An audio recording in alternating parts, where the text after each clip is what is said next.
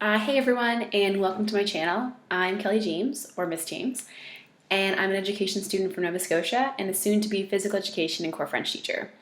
In this video, I'm going to discuss a scenario which addresses the pros and cons of using Web 2.0 technologies in the classroom. For anyone who doesn't know exactly what a Web 2.0 technology is, some examples would be Twitter, YouTube, blogs, podcasts, and wikis. The scenario is this. Imagine you're a vice principal in a school and a young teacher comes to you and asks you to allow them to use Web 2.0 technologies in the classroom. List the reasons why you would not allow this request. First of all, cell phones and other electronic devices can be a huge distraction to students.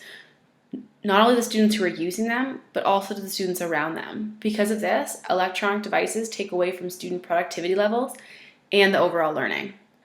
Another reason is that not every student has enough money to be able to pay for an electronic device to use in the classroom, and this may make some students feel left out or even embarrassed.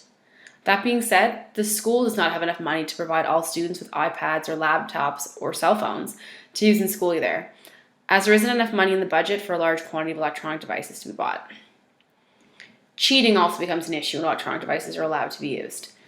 Even if students are supposed to be using their devices to be doing a specific task, we cannot guarantee that they are on task and not just texting their friends or browsing Facebook. Especially if electronics are being used for tests or assignments, we can't monitor every student at all times to make sure they're not just Googling the correct answer or texting their friend across the room for help. Another social problem that could occur is cyberbullying.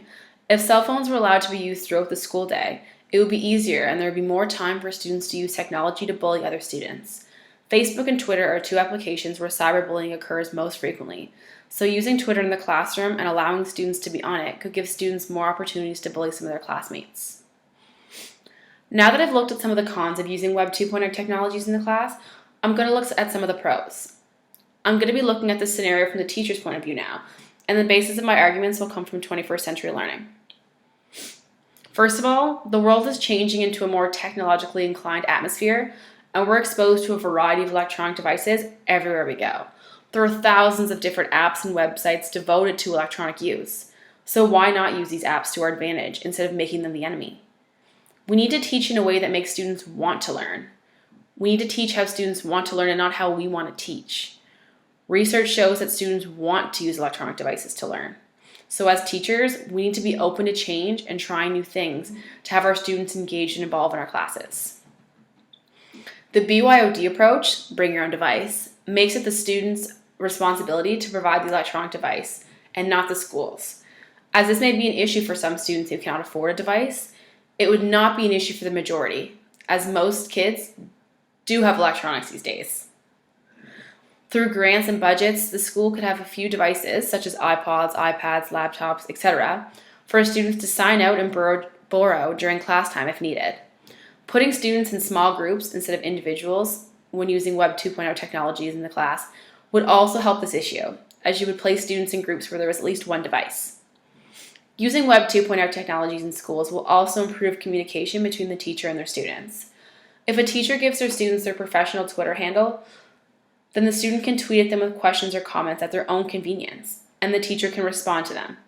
Students can also contact their teacher through email, wiki, blog, etc. that the teacher has provided them with.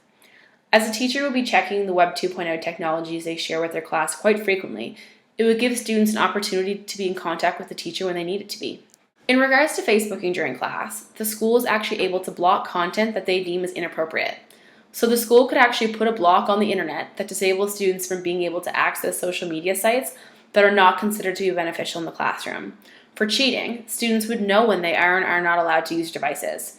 For example, if students are writing a grammar test and they're not allowed to use their dictionaries, then there would be no reason for them to need to use their devices during this test.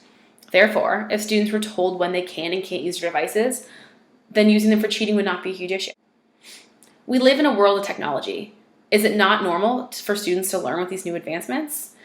Just because these resources weren't available years ago doesn't mean that that's the reason we shouldn't use them now. They are often beneficial to learning and will also help students to understand how to use electronics later in life when they encounter them in universities or the workplace. Like I mentioned earlier, it's important for us to teach how students want to learn, not how we want to teach.